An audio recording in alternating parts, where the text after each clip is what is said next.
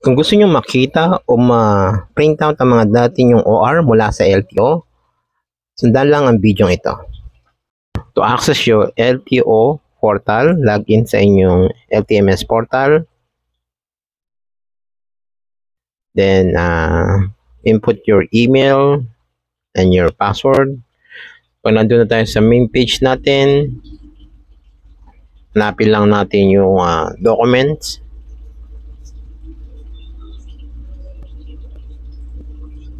Click lang natin yan. And then, makikita nyo yung document. May nakalagay license, motor vehicle.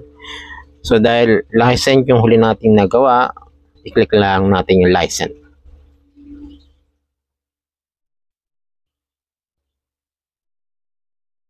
Then, mag-open siya ng mga official receipt na nagawa mo mula sa LTO.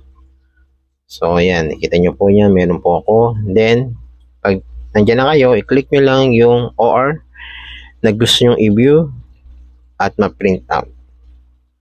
So, automatically, pag ganyan, bibigay siya ng option na download. So, madadownload yan sa inyong PC o kaya sa inyong cellphone. At mabubuy nyo yan automatically. At pwede nyo nang i-print. So, again, meron pang isang option para makita ang inyong OR. So, back lang po tayo. Pag galing sa main page, select nyo naman po yung transaction.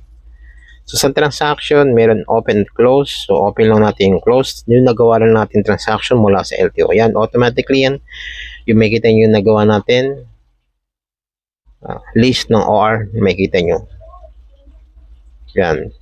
Maraming information makikita kung saan nanggaling yung OR na yan. So, ganun din. I-download nyo at mag-view nyo na po at pwede nyo i-print out. So, sana na mga tulong po.